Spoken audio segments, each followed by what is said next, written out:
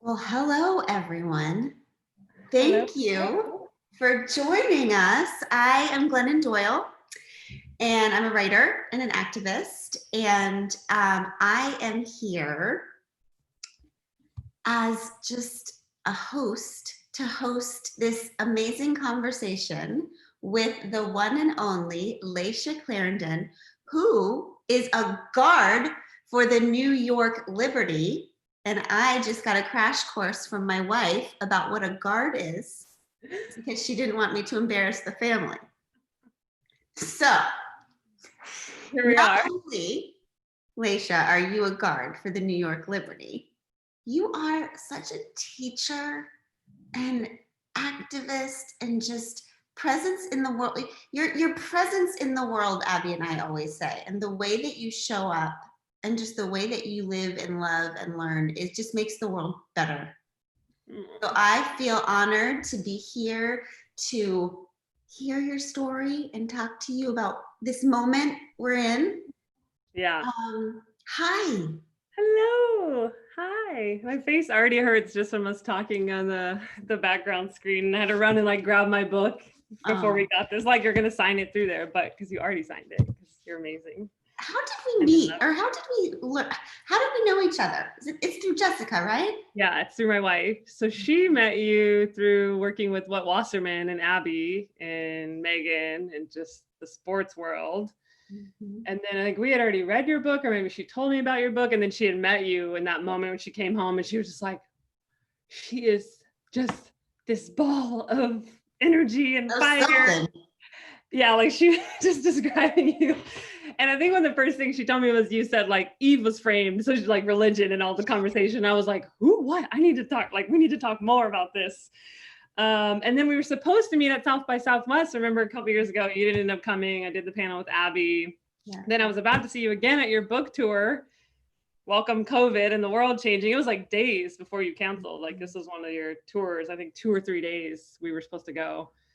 And then you announced, obviously for safety reasons, you stopped. So then here we are, like, all right, we'll just be your favorite kind of interaction, friends from afar, engaging with people, but not having to kind of ideal for me. Wait, on day 19 of quarantine, Abby turned to me and said, has your life changed at all? Like, no, this is what I do. Stay home. That's what I say. Actually, we're like, there's so many hard ways. Of course, like I miss going to restaurants the most, like just going and having like, and this for even us, it's like an early, we're like, oh, we'll go right when the restaurant opens at 5:30 and we'll get a seat and we don't have to wait 30 minutes and they'll be home by 8 and we can get into bed and read for an hour. Like that's our perfect. Like the ceiling can't hold us, how wild our lives are right now. Right? Yes, so old. We're just like, oh, this hasn't been too bad actually. Like we don't have to travel or go places, like still get to connect with people, get to train and eat. So it has been really interesting shedding light on how much our lives have and have not changed given all of this. And I feel good about it, so. Me too. Well, speaking of life changes, I just would love for you to start off, because I'm so enthralled with every word that you say about your journey, but can you talk to us a little bit about about your gender expansion journey over this, well, over forever. Yeah. But in particular, the last bit of time. Can you talk to us about what's going on? Yeah. It's been really interesting and even hard to put in words as I've been saying it out loud to Jess and to my wife. But in some ways, it's been like, I feel like I'm going through puberty again, or like I'm going through, like one, you think you're going to arrive, right? Too. So you always think like, I have this finish line mentality that I just like, if I just get there, this is it, right? Like I don't know where this comes from, sports, or like, I'm going to accomplish it. So for me, it's like, I'm out, I'm gay, I'm this woman, I'm in the WNBA, like life is made, right? I'm here. And then I start having these, gender dysphoria over the last year and experiences where I'm like, there's some inner turmoil that I'm trying to reconcile now. Like, what am I feeling? It's really interesting because I wrote an article, it was 5 years ago, this August, for the Players Tribune. And then I talked about being like gay and Christian, being someone who's has a white dad and a Black mom, someone who is not cisgender. And even in that, right? So cis means that your gender reflects the sex you were assigned at birth. So I was assigned female at birth. So my gender would reflect that. So I knew I'm not cisgender. Like I don't present that way. That's not how I feel. But even though I wrote those words, I kind of almost knew what I wasn't, but I didn't know what I was. And so now I feel like I'm kind of catching up with like, okay, then what am I and how do I identify? And I'm going through this weird, like, wait, am I trans? And what does that mean? And I've been able to, even reflecting on like what the word trans means and like how language has changed and shifted. So in a lot of ways, I realized this is who I've always been. Like in my most confused moments, when I settle down and take a moment and breathe, I'm like, wait, Layshia, you've always been this person. And I can remember and reflect back and remember things that I would have done or would have dressed, or the way I felt of like, you've been in there this whole time. You haven't changed. It's not something new, but I've kind of gotten the layers, you know, piled on top. We've gotten the gong, right? I've been a cheetah this whole time. That's the first chapter of your book. Like, I am a goddamn cheetah, but I've been told, I've been caged, I've been boxed in. And so now I've just kind of gotten more language and understanding, and like even the words non-binary or genderqueer, or like for me realizing that for a while I thought the definition of trans meant like you were either F to M, like you were female to male, or you were male to male. Like that's what trans people were. That's this binary idea that you're either one or the other. And now I started to realize, as language has changed, right, people have modeled for us. Even one of my best friends who's trans and who's had top surgery, who's gone on T, but is also like, I'm still Miranda. You can call me Ran. I'm not necessarily a woman who wants to be or is a man now. Or there was no like kind of in destination, so to speak, that the way that I understood trans to be. And so now I'm kind of reconciling this as like, like, who am I? But I've always been this person. So it's been really interesting. And I think language is a huge, huge part of it. And it reminds me of the story of you that you talked about in your book, that everyone is gay now, about the grandma lady. Can you please tell that story? Because I feel like everyone is trans now, but because we know more and we have more language. Yes. Okay. So I used to do these town hall kind of things back in the olden days when we could get together with people. And I just felt like, okay, we need to gather together. This is years ago, and ask questions, right? Because everybody's yelling at each other on social media and nobody's listening. And one of the things we're missing are these old, ideas that communities would come together and talk to each other about these things. So I started doing these town halls. This woman stood up. There was probably, I don't know, maybe like 1,200 people in this big church, because the churches will let you meet for free, right? So that's why we're always in the churches. And it was a Q&A time. And this woman stands up, and like, she's probably, I don't know, maybe 70 years old, gray hair. She's got a puffy paint sweatshirt on that says grandma with like an American flag puffy painted on it. So right away, I'm like, I'm in love with this woman. Okay. So I'm just like, and she's shaking, she's nervous. So I'm just willing her to like have strength, And she gets the microphone and she says, Glennon, I'm here to ask a question because I don't know where else to ask it. I'm scared to ask it anywhere else. And she said, my granddaughter is now my grandson. She said, my niece took a boy to prom last year and is taking a girl to prom this year. She said, and now you're gay too. She said, I don't mean any offense. I'm just here to ask, why is everybody so gay all of a sudden? So good. And like the whole church is just like silent, because everyone's so scared when people tell the truth about their questions, right? Yes. Oh my God, is Glennon gonna be mad? Is this the wrong thing to say? Is the whatever. So I just said, I do have a guess about why everyone's so gay all of a sudden. I think that it's the GMOs. I swear to you, Lay, half the church started laughing and the other half is like writing it down. Like, okay, GMOs. GMOs. Is that an acronym for? So amazing, and also so important. I think one of the reasons this sort of conversation is so important, because people who are good people do have questions, right? Yeah. And it's not always based in hate. Sometimes it's based in genuine curiosity. Yeah. And these unasked questions become prejudices, right?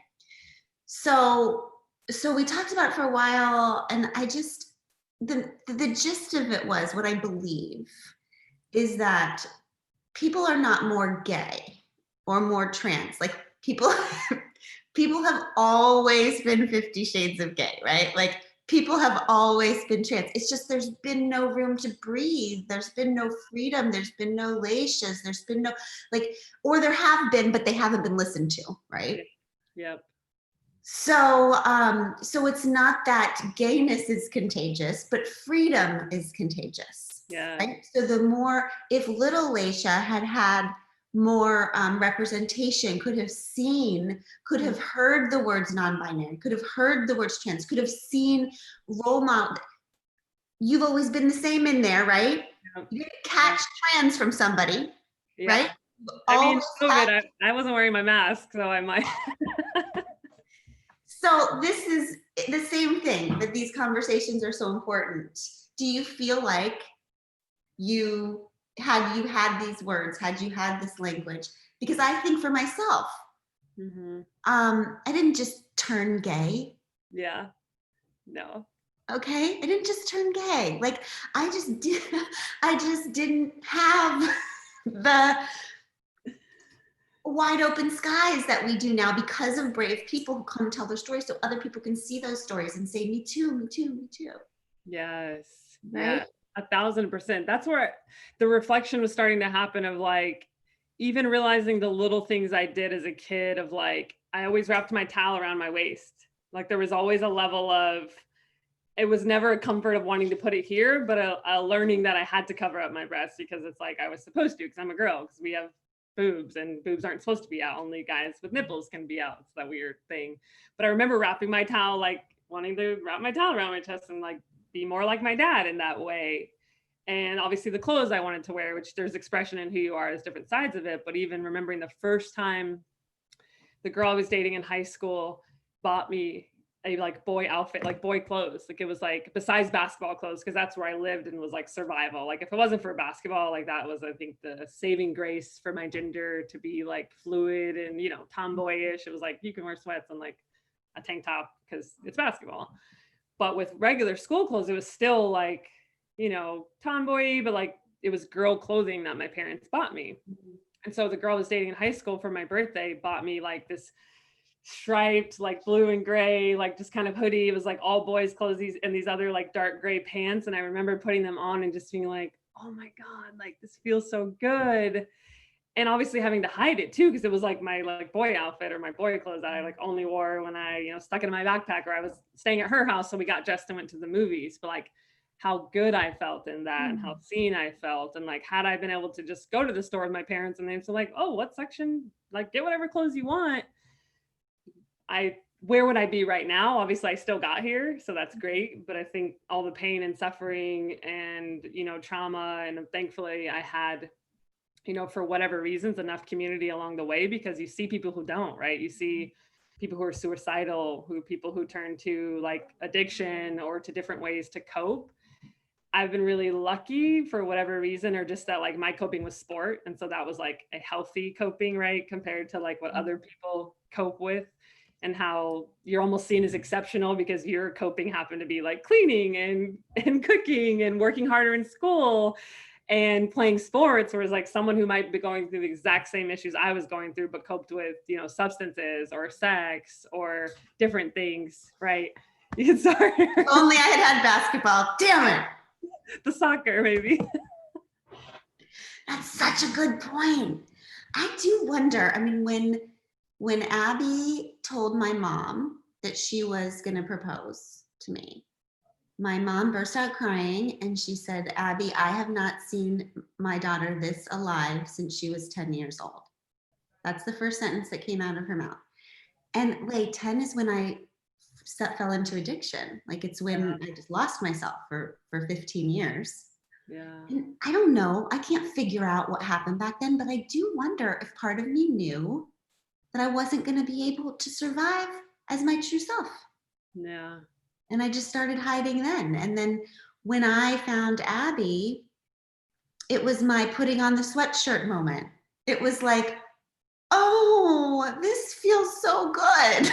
Yeah. This is what like, oh, there is.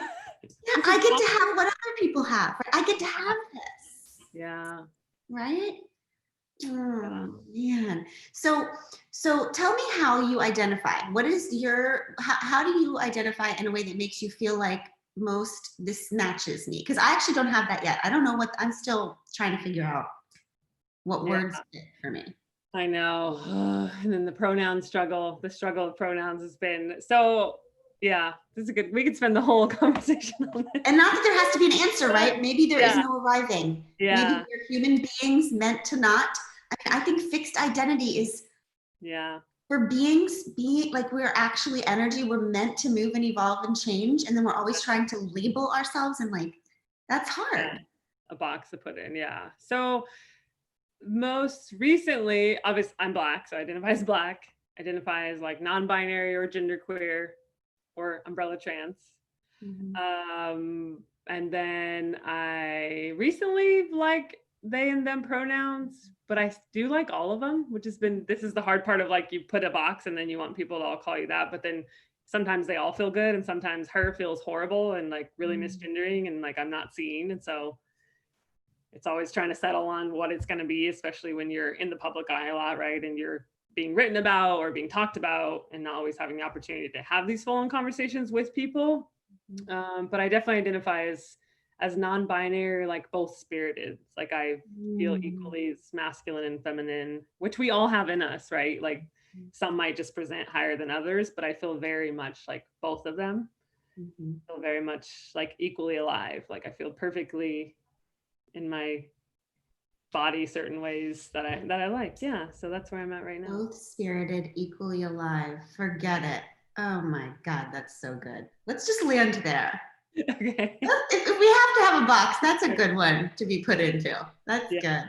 And that's hard too, right? Because I always struggle too with like the politicalness of grabbing the labels because, right, there's power in owning who we are and like power. And I don't want people to say that's Layshia. I'm like, no, I'm freaking Black and I'm this woman and I've made it this far. And so it's that balance of like owning the labels, but not letting them own you even. Like we put ourselves in boxes when we grab those labels too. And I think that's for even with trans for so long, I was afraid to say because I was like, well, I don't fit in that box. I'm actually not that box. And then I saw actually that box is more like a circle, right? Or an umbrella. Like there's actually room for everybody and underneath the umbrella to be where they're at and be more malleable or mobile. So it's like, it's really interesting when you start delving into the identity and then it's changing every day too, right? So language is changing. So we're evolving and changing and the different words change. Like yesterday, this word might've felt great or, you know, clearly 5 years ago, trans didn't feel great to me. And now it feels a lot better. So it's how do you get people to be open to that as well when you're changing, right? Because that's what we want. Like, I want to be able to say like Glennon's gay and she's this woman and she goes by her. So then if one day you're like, yeah, I'm Glennon, but I like they today. And then people are like, oh my God, I can't keep track. It's so hard. And Glennon's gay now. And now she's with a woman, but now Glennon's a they, and that's a plural. Okay, can we talk about that energy for a second? Because I truly believe that one of our biggest, it's so that energy, the oh my God, like what, oh, like that, let's stop there and reject that energy. Like people can do hard things, okay? People do not, like human beings' identities, as ever-changing as they are all we have, okay? Everything else is just capitalism, okay? So it is okay, and it's actually imperative to be curious and open and changing and not just accepting, but celebratory about people's identities, even if it changes. So I feel like one thing we can do is just stop with this energy. Oh, like no. Just like every time you feel yourself being annoyed, that once again you have to try to understand a human being, we can just stop that shit. Yeah. Right? Yeah. It's a knee-jerk reaction that doesn't have to be anymore. Yeah, 100%. That's what I say to people. Imagine if you're overwhelmed with there was like someone tried to say to me once, I was doing a radio show, like, it's just the whole alphabet now, you know, the LGBTQ, and they're like, you know, messing up the acronym, clearly not trying that hard. And it's like, Well, if you're hard understanding it, imagine what it's like living it and trying to experiencing it and find a place to fit in and belong and navigate the world where you can't even remember the 5 letters and the plus or the Q. Like, And by the way, one of the things I think is cool is actually the experience of it, like being a human being who is in the LGBTQ umbrella is freaking amazing. It's beautiful. It's the best existence ever. I feel bad for everyone else. It's like being a unicorn. Like it's secretly, I secretly, as we're live streaming, which I always forget. People, we're on FaceTime basically. I always feel like it's the best people. It's like, don't cry for me, Argentina. Like, what's making it difficult is not the experience of it. It's the people who do the, oh, I can't memorize 5 letters. Yeah. Yeah. Right? So just to be clear, it's not the being of the thing. Right. It's the reaction of other people and other institutions and other ways that we have of life that find it hard to just accept what human beings are, which is complicated and ever changing. Right. Because I wish you could catch the gay. I mean, I would try to give it to people all the time, but it's not possible. Like I tell my straight friends, I'm like, have you ever slept with a woman? Like, are you really trying? Come on. You haven't even, how do you know if you haven't? They wish it was contagious. Yeah. You know, and when you talked about the things when you were little with the towel around you, I have to tell you, I was having a conversation with a friend recently who said, just tell me, like, I don't get it. Were you gay before, but were you straight then, but you're gay now? Just tell me. She's a good friend. And I said, I don't know. I'm still figuring out. Okay. I'm in an I don't know phase. But also, you know, maybe there were, you know, I said, I used to think, I've always felt like, okay, I'm dating men, I'm with men. But, you know, obviously, I've always thought that women were more beautiful and that women's bodies were way more attractive and that, like, women are blah, blah, blah. And I said, but everybody thinks that. And she goes, no, they don't. She goes, I don't think that. I was like, what?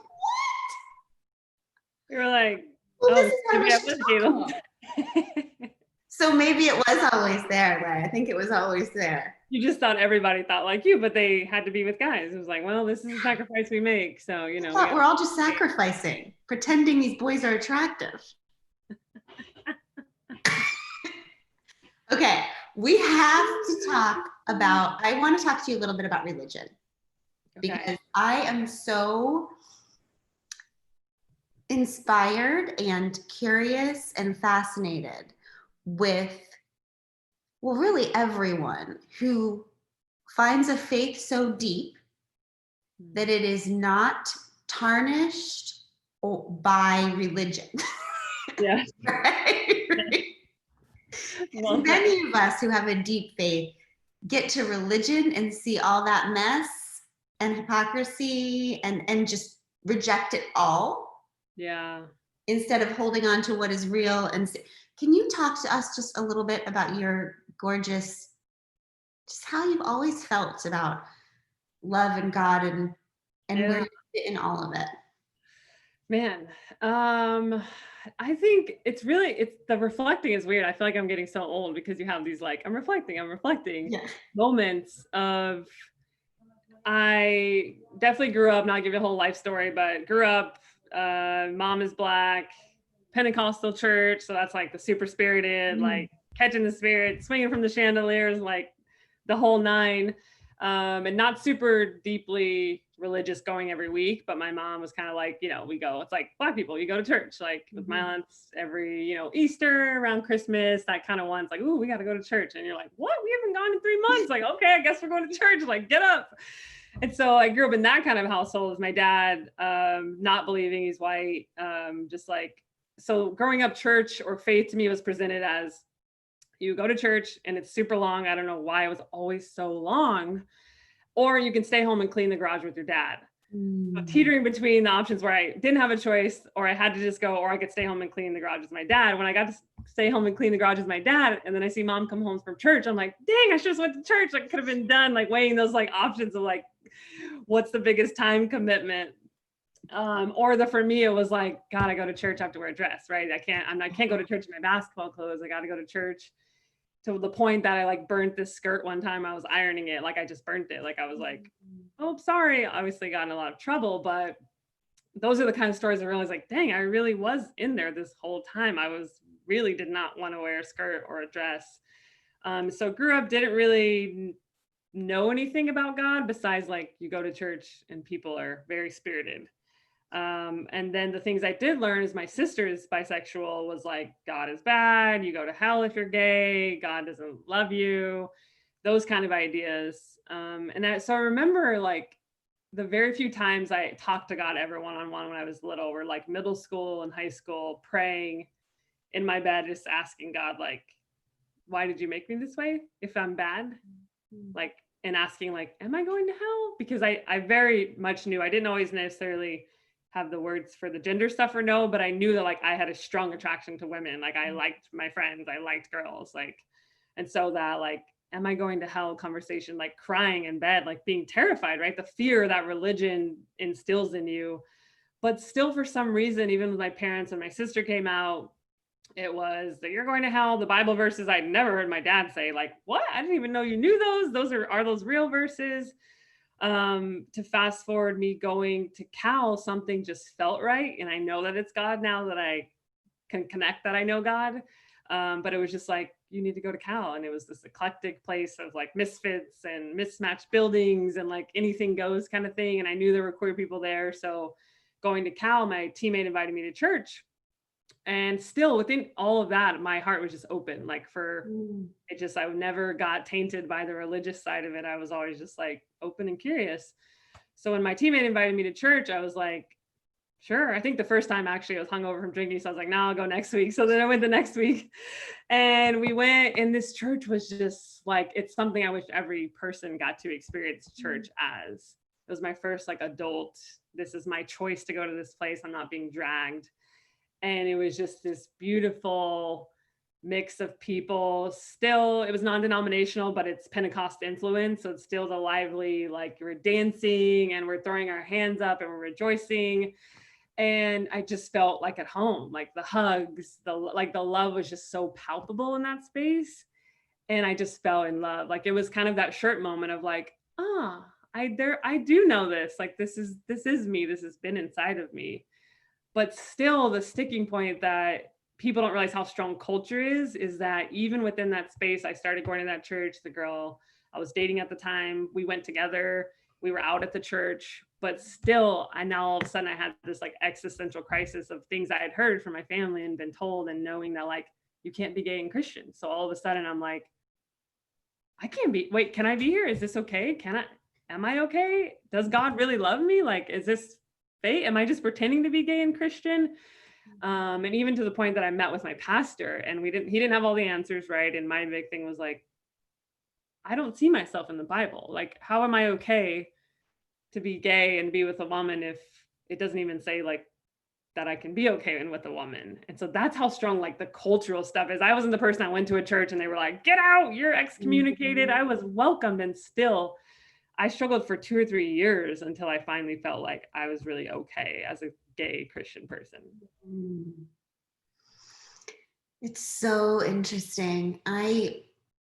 With Together Rising, and because of my kind of overlap of parenting and activism and Christianity and gay thing and all of it, so many kids, we do a whole lot of work with building shelters for LGBTQ kids all over the country because, as we know, it's the fastest growing homeless population. Yeah. Because there's a clear direct, it's because of religious institutions pumping the shame into the pulpit, so then the parents reject the kids on a major level, and then they're out. Yeah. And it's just, those voices. What I see happening, has happened to Abby and happens to so many of those kids, is that the stuff people tell you about God when you're a kid, it's like branded on your heart. It's like, and then you hear those voices and you think they're God. Yeah. Yes. You hear this like, I'm not good enough, I'm going to hell, I'm I'm an abomination, I'm a shit. And you think those little things inside you are God, but they're not God. They're the echo of the God's reps that were Yeah. telling you what God thinks. And Yeah. so the work of our life in the second part of life where we're awake to what God is and what God is not Yeah. is figuring out what voices inside of us are just those lies that people told us about God and not God, God's self, right? Right. So freaking hard. But you're so impressionable. You trust those people who tell you those things. And that's the damage that they don't realize. That's the deep like hypocrisy and damage of like people just like, these are just my beliefs. It's like it's evil. Like Jesus preached about these people. Like it is pure Whitewashed tombs, broods of vipers. Like, and then there's the group of the parents who are saying this crap to their kids, right? Yeah. But then there's a whole nother group that I hear from all the time that are parents whose children come out to them. And then they're like, oh shit, I have been sitting in these pulpits for a decade or however long, and I don't even really believe all this crap. But I didn't do the work. Yeah. And I didn't get up and leave. So now my kid's been sitting there hearing all of this forever, knowing they were gay, without hearing their mother turn to them and say, oh, by the way, this is all horseshit and we're getting out of here. Yep. So then they have to undo all of that, the parents. Yeah. Right? Which is why it's so important to do this work when it's not about you. Right. Right. Because it will always eventually be about you. Right. And your family. Right. So do you still go to church now? What is your faith life? Your faith life. What is your faith life like? Like jazz praise hands. When I'm in the Bay, I go to that same church, the Way Christian Center. Oh, I did you? go to that church that I've gone to since 2009.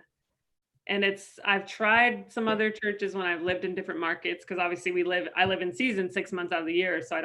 So half the year I'm living in whatever, Indiana, and I lived in Atlanta, Connecticut, and now it'll be Brooklyn, New York. So it's hard in season 1 because you're playing on the weekend. So when I'm home, I definitely go to the Way. I've tried other churches, but it's been that more religion than I'm going to be religious, because on Sundays you go to church. Mm-hmm. And I've gone to a few, and it just sucks that you can't walk in and find the same love and compassion of this like umbrella of believers around the world, of people who you could just be welcomed in the same way. And so I only go to the church that in the Bay Area. If I'm gone, I like live stream it, or I'm just like, I mean, God's with me. I'm reading books all the time about God, or I'm just doing my thing. So I'm not like attached to I have to go to this church. And then I've also identified more as like Buddhist Christian too, in levels of the mindfulness and seeing that like faith is a house with like many doors. I really struggle with that idea that like there's just only this one story. Like that seems real convenient, that the one story, the one way to get to God is just happened to be the one that I got to walk into. I'm like, you just hit the lottery. Everybody else is screwed, but you got lucky. Yours is right. I'm like, yes, the raffle ticket finally paid off, the $5 ticket. So I've really always struggled with that too, of like, wait, how could these people, like how could the God that is love and that created me literally banish those people to hell?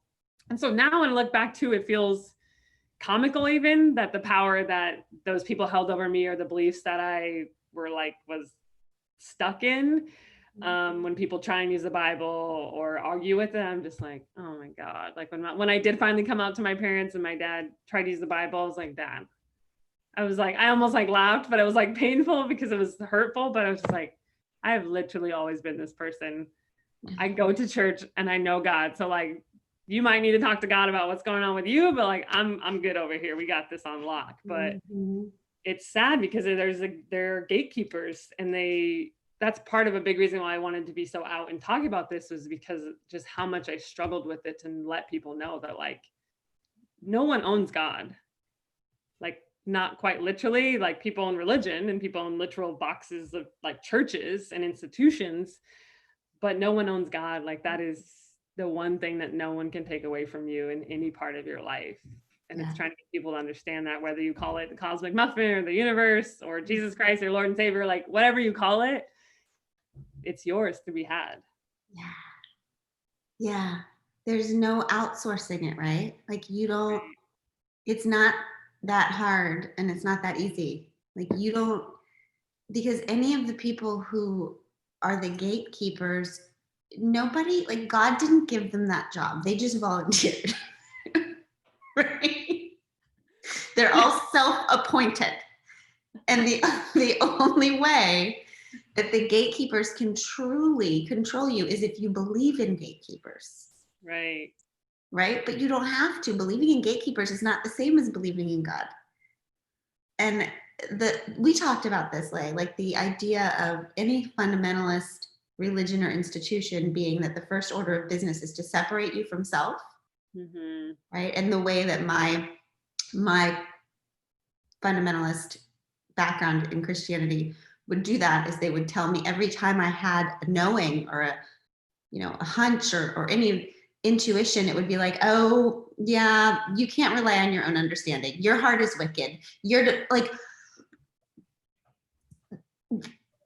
if they can convince you not to trust yourself, Yeah. and to trust them instead, then they control you, right? They control how you feel about yourself. They control how you treat other people. They control how you vote. They control like all of it. So it's a beautiful thing, your journey, because you are a person of faith who believes in God and yourself.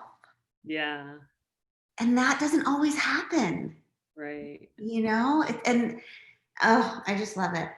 I know. I I'm just like, love it. oh, we can go to church. And how you're actually closer to God by believing in yourself. Like the times I felt the freest are the times that I'm the most authentic and out. It's like by unpeeling the layers, you actually get closer to God.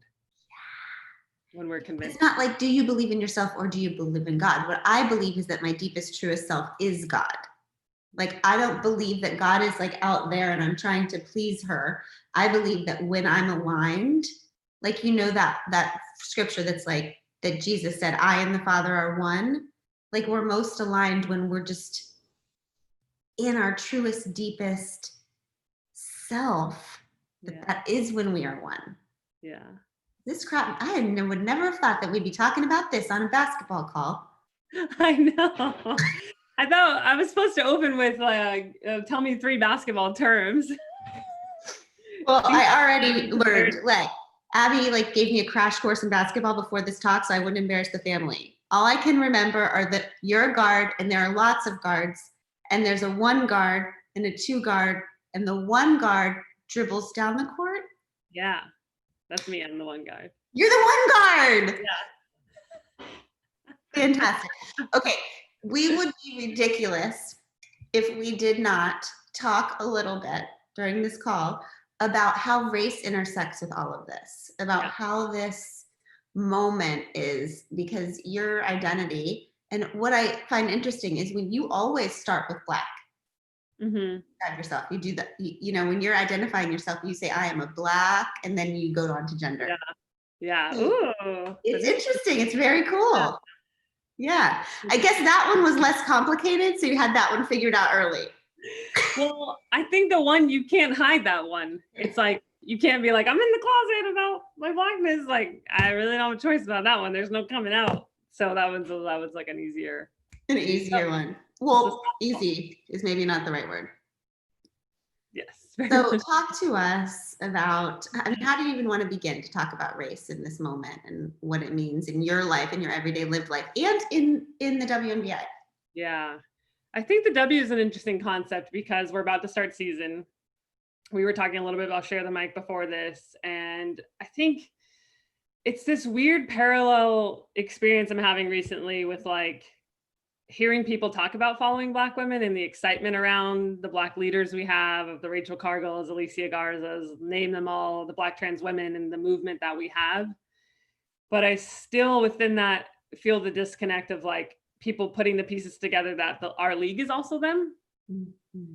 That we are those Black women that you're supposed to be following and leading, and we are those cultural influencers and game changers that have been doing this work, that have been like existing in all of our wildness, like in this league that's been the longest standing women's league in the States. So it's really weird. I feel like seen in so many ways, but still so invisible when our league is about to come back and we aren't covered as readily available as we should be, as even seeing all the men across different sports from NASCAR to the NBA to MLB kind of getting on the bandwagon and understanding of following Black women. I'm like holding my breath to be like, are you going to put your money where your mouth is when we come back? Like, are we going to be the league that you're talking and tweeting about and sharing in a way, a genuine, authentic way that you should be? Because we are those people and we've been doing that work and we just have been forgotten. Like, we just haven't been talked about, like the Black women in history who've just done phenomenal things that you have to, you know, figure out a history book and Google and search on your own to find out about, because we just don't talk about them. So it's a really weird parallel, like seen and unseen feeling that I'm having right now. So I'm really curious what the next month or so will look like. Yeah, it's a very interesting time when follow Black women is the tagline, is the correct thing. Like, white women have figured out that is the thing to say. Yes. Say follow Black women. But which ones? Where are they? Which ones are you following? That perhaps is what we can get into next. Yeah. Actually doing it. Right. And I know that we did share the mic, which was a an action where 50 Black women who have been using their voices for change took over the Instagram accounts of 50 white women with large audiences in an effort to flood social media with Black voices. And I told you that right after that action, I was one of the organizers of it. So I got a letter from a WNBA player who said, FYI, that was awesome. It was longer, I'm summarizing, but it said, that was awesome. Also, there should be no more actions like this where the WNBA players are not front and center in this. This is the place where race, sexuality, all of these things have always intersected. These are the leaders. These are the ones who have been using their voices in the platforms to disrupt all kinds of paradigms forever. Yeah. And this is where the treasure trove of women are that we should all be following. Yes. So I just told Abby, I am done with the soccer. All right. The soccer is so yesterday. I'm moving on to the basketball. I'm switching from my feet to my hands. I'm all about it. I'm over it. And we talked about that a little bit before we came on too, was how to have these conversations and talk about how women's soccer has been positioned, their national team, as the safe, easier follow for people to be like. Even the gay athletes who are out are a little more like palatable, or like we can get on board. Like, people want their kids to be Megan Rapinoe, but they don't want their kid to be Simone Augustus. And why? Like, why do we want our kids to play volleyball more than basketball? Look at the demographics of those two different leagues, and how it's so sad to see the women's national basketball team going into trying to win their sixth gold medal, and the lack of like notoriety and excitement about it when the Olympics were literally right around the corner this year. And we would see, you know, a tweet or here or there, some coverage, but we don't have enough conversations about how the gender and race intersect. And it's never to tear down, right, women's soccer or women, because it's like they should have the highest viewers. They should be getting money. They should be winning that lawsuit right now. But also, why hasn't the longest standing women's league, why aren't people banging down our doors to give us product deals, to sign with corporations? Why are we still so forgotten? And we're like, what do they look like? So the why is what, Ray? What's the why of that? Let's just nail down the why of that.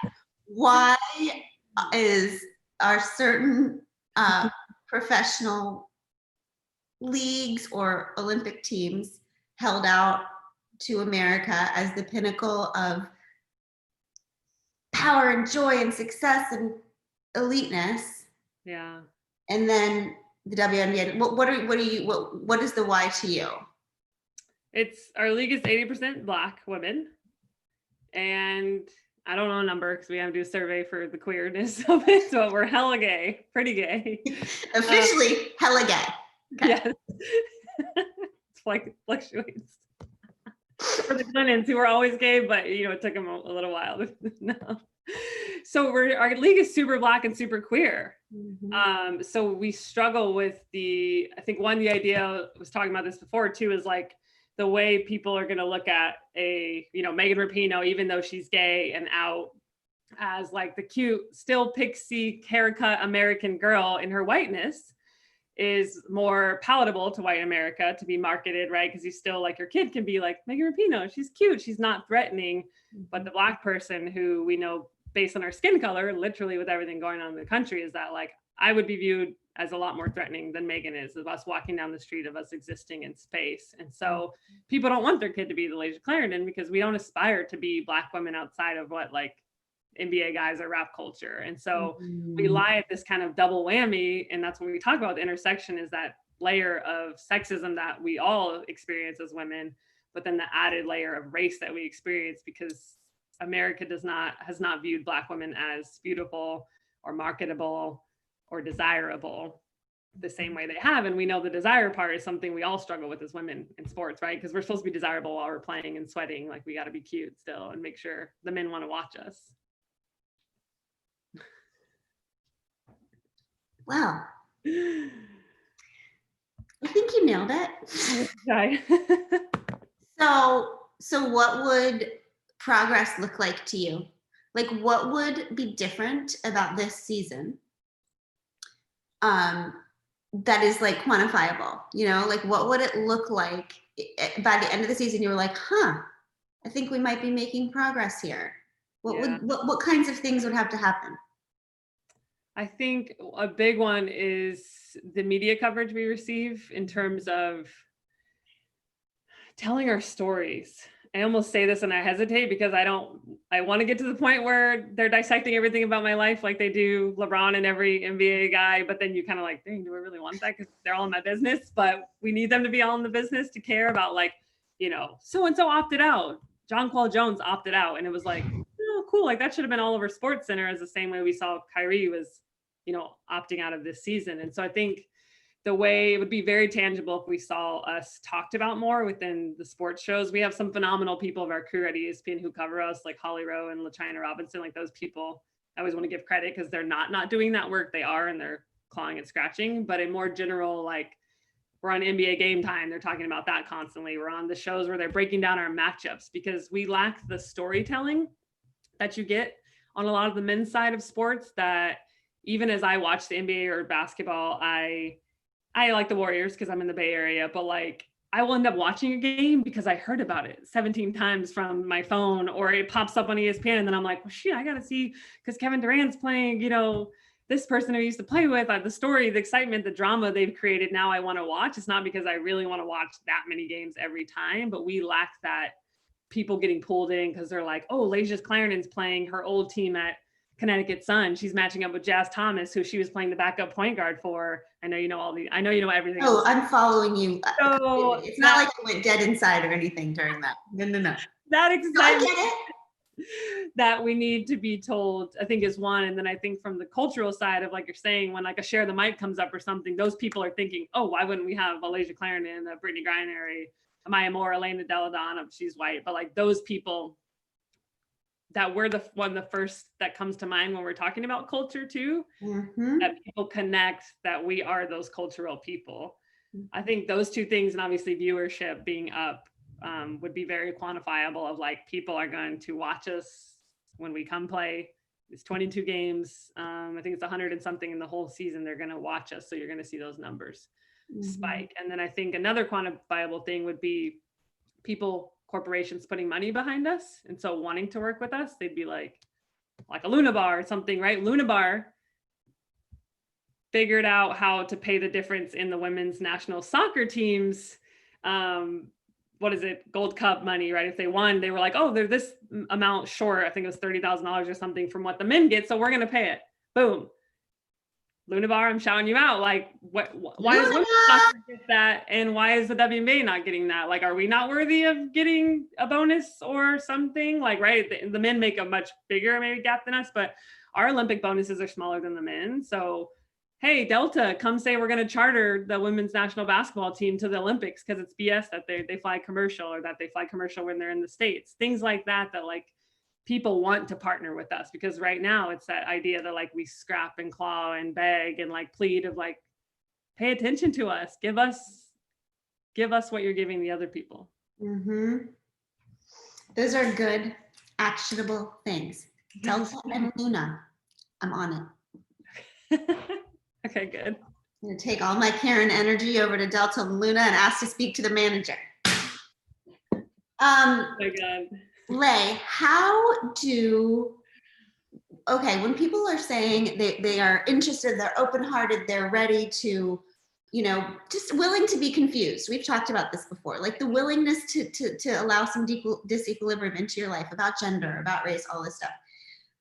What are some, I know that reading and viewing things, this is not right the work, but it's part of the work, right? Educating yourself. Yep. Can you give us a few examples of any sort of media that you would tell people to start with who want to learn more? Let me pull it up. I wrote these down in my note for you. Oh, awesome. Any type of media. Ooh, okay. So podcasts are a good place to start, because we always talk about books, right? And not everybody's a reader, so I really struggle with giving people other things.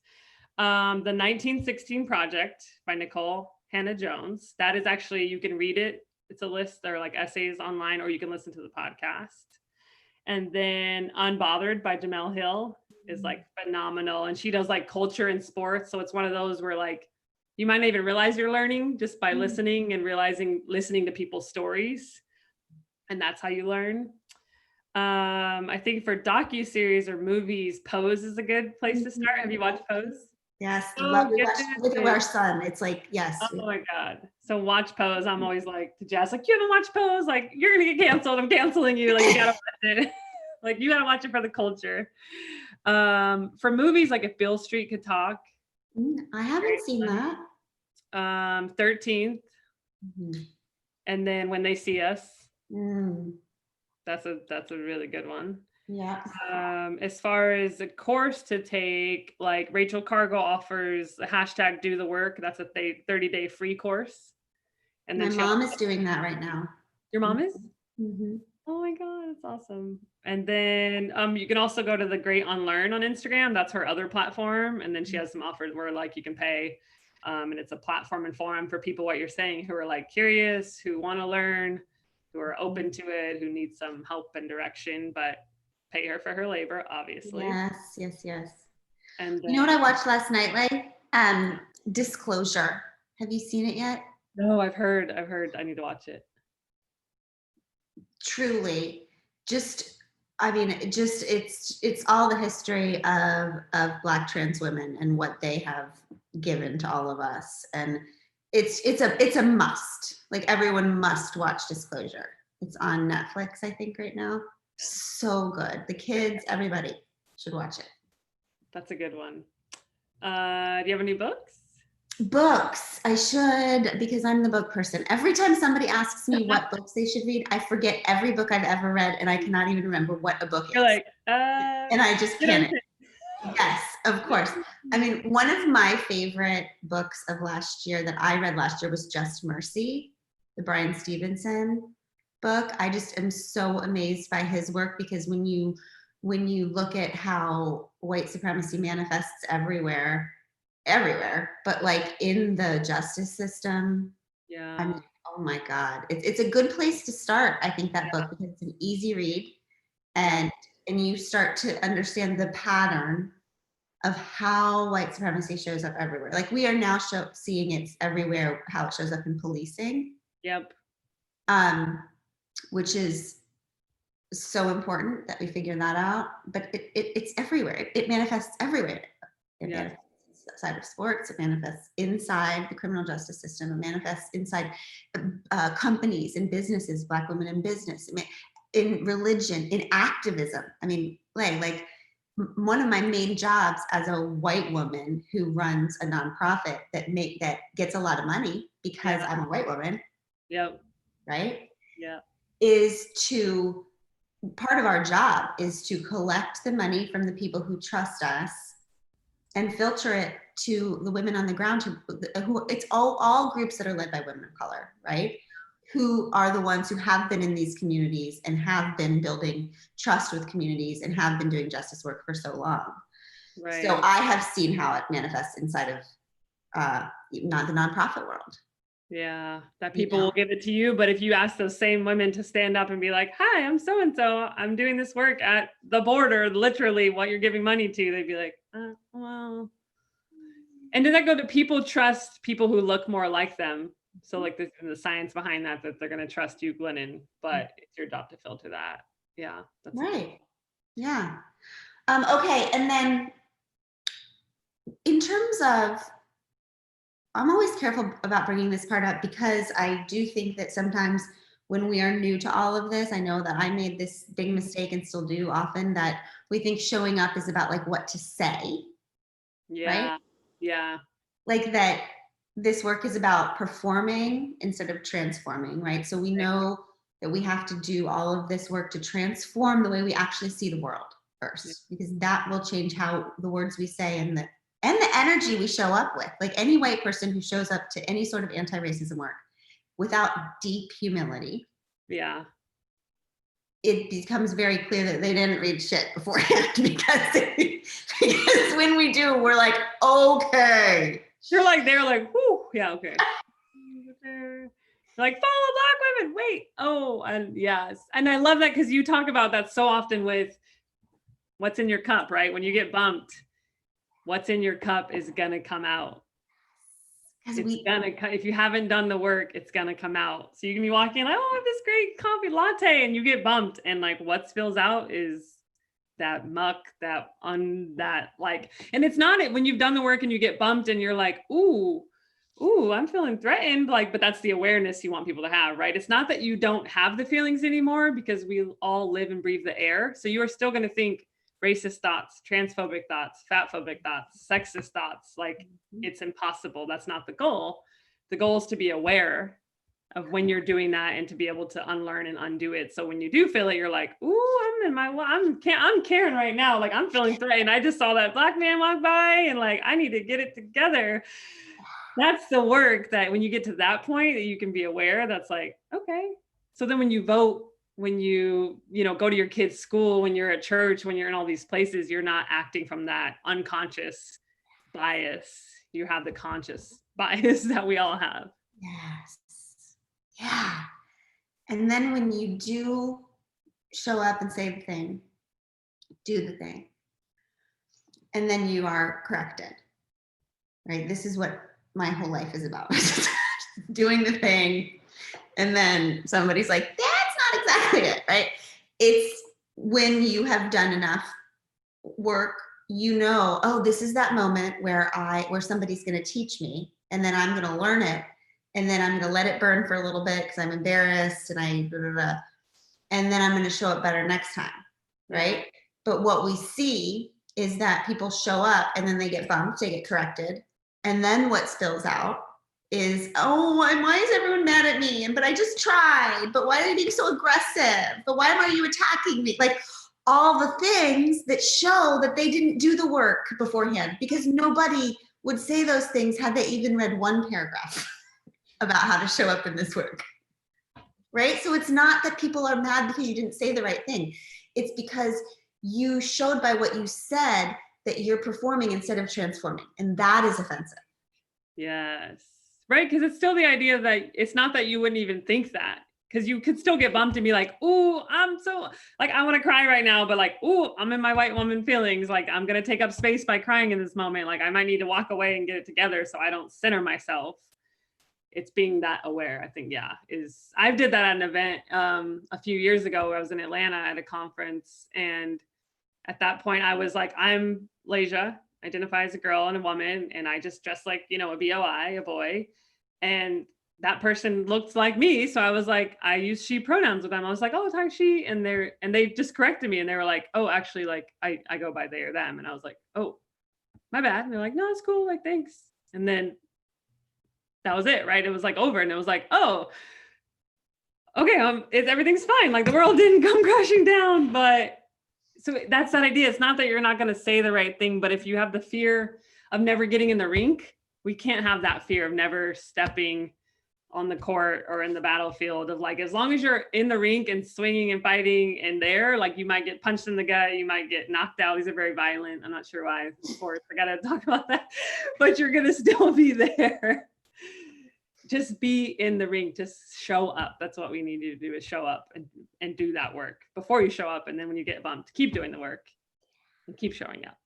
Can you talk a little bit too about the fatigue right now? That I saw a lot of Black women on Twitter talking to white women about this fatigue, because, and white people in general right now are like, they're going to solve systematic racism overnight. Like they're awake, they're on fire. They're like, I am here. This is unjust, but they don't understand that we didn't get her overnight. Mm-hmm. Yeah. I mean, I think that, you know, I've talked to a lot of women over this past month about the, you know, real hard relationships and history of relationships between white women and Black women. And it feels to me, based on what I'm hearing and experiencing, that one of the challenges is just lack of trust, because when white women show up at all, it tends to be very fleeting.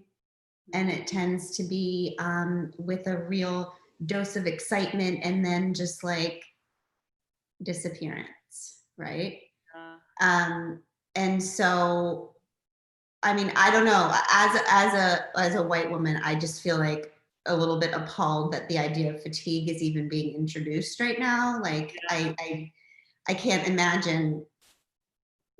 I can't imagine why we would be talking in terms.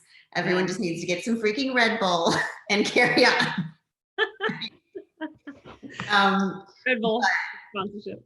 Oh, right, another one, right? Maybe we could get, instead of Luna Bar, we could get Red Bull.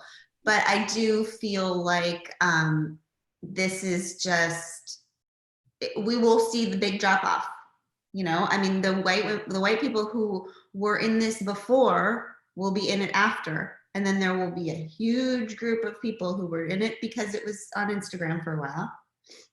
And then we'll go away when it gets hard and tiring, you know?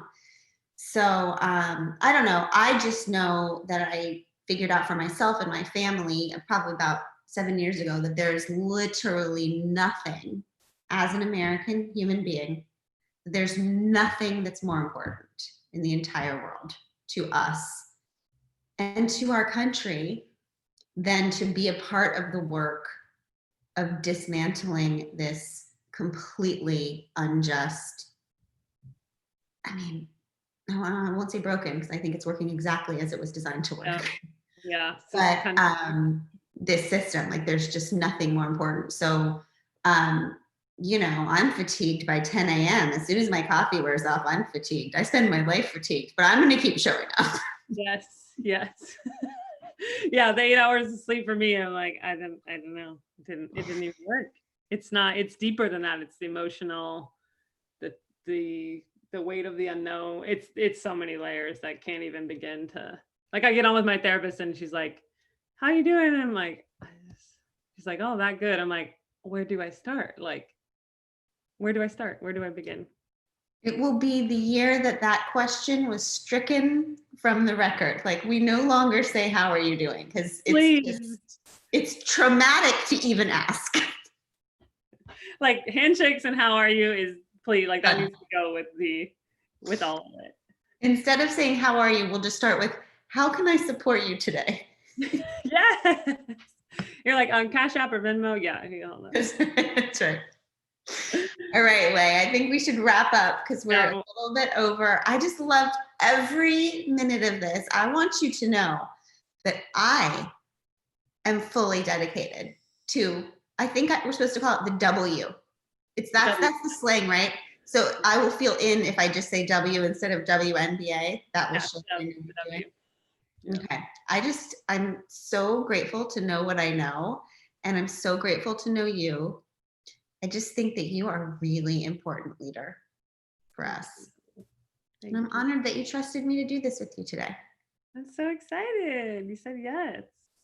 You also said you would do anything I ever asked you. So I was like, oh my Yeah, God, of this is course. it. You know My that. life is made. You know that. Good. I think we could do some important work with our that other 20% of our membership. I think you could be a really influential piece for some of our allies in our league that are looking for ways to show up right now for us. I'm here. I'll do whatever you tell me to do, Lay. Can we just end with one thing? I know we're a little over, but maybe they'll give us a couple more minutes. Can you They haven't cut off the stream. I know. I guess if they cut us off, we'll say goodbye and I'll call you back privately. But just tell us a little bit about this past Father's Day and why it was especially interesting for you, because there's just a little bit of news that I thought you might want to share. So I'm gonna be a papa mama because Jess, my wife, is pregnant. She's carrying our little nugget. Yeah, and she's I think almost 16 weeks now. So we're due in December. I think we announced it a couple days on Instagram. And I was sharing that with you that Father's Day was I think the day before we posted about it, and it was really interesting because as someone who's going to become a parent, as someone who kind of is non-binary, someone who feels like a papa and a mama, that it was weird to see the holiday with no representation beyond like cis men, like very like men, like this is what fathering looks like. And I think that's the important like cultural work we have to do. That's so much harder to change sometimes even than the laws and the policies. Like we can kind of vote to be like, this is a Supreme Court decision. You cannot fire someone for being gay or trans. And we know people will still do it and we'll have to fight it and all of that. But there's no cultural, how does culture change? How do you get to the point where you say like, okay, we're going to stop being so binary. Let's vote on it tomorrow. Like, can we go to a vote and get it through the Senate and the House? And like, that's the hardest stuff to change is the culture, and culture is what usually influences those decisions and laws of things that get made and like how biased we are. So it was hard in a lot of ways on Father's Day to start thinking about the ways like I will father and show up in spaces, and even the way that I mother too, and how binary that holiday is, even as a queer family of two moms that like you have a Mother's Day and then on a Father's Day, like our kid doesn't have a father, but they also have me and I'm a papa father. So it's like, and I want more representation. And I felt really missed and seen all day of like, there's people who father that aren't only cis men. And that's the important work we have to do and start changing and having those conversations in our families, within ourselves, when we only see those people. Or when you see me on Instagram next year claim like, happy Father's Day to me. Like, are you going to recoil? Are you going to be like, well, you're not a father, you don't get to be. And so that's just the hard, how do you change culture? Can we take it to a vote? I will ask to talk to the manager, Lay.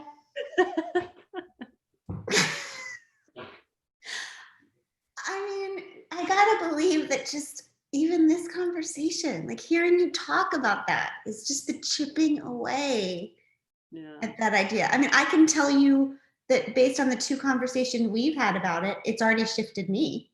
Yeah. Completely. Like Right. I will never again look at Father's Day the same. So you're doing it. Keep talking. Okay. I know, but also rest. Yeah. Okay. That is the superpower of showing up. And that is why, like, I am always reminded, and just reminds me that your existence really is the biggest resistance. So showing up as your most authentic, whole, godly, full self really is sometimes the only work that I need to be doing as like people of color who are living, and a Black person who's surviving, of like, you just existing and showing up is changing the world, because you're not supposed to be thriving and existing, right? Like your people are literally trying to erase us from this country, from having rights. And so the power of that on my hardest days, I'm kind of reminded of like, oh shit, like I'm just Black and alive today. Like I'm winning. Like I'm doing the work. It's so good, it's so good. And your joy Your joy is work, is the work, is resistance, your family, all of it. So next time you feel like, oh God, I got to tell my story again to do the work, you can remember that you can just be happy. You can just be happy and have your full life. And that is all out loud. Yes. And that's the work. Okay. Well, I love you. Thank you for inviting me to this conversation. Please, I'm just always standing by for you. Anything you need, our family is here for your family. We just adore you. I love it. All right. Well, watch some film so you can know the basketball. Yeah, I will. Don't worry. I'll start studying. All right. Be well. Tell Abby I said hello. Bye. Mwah.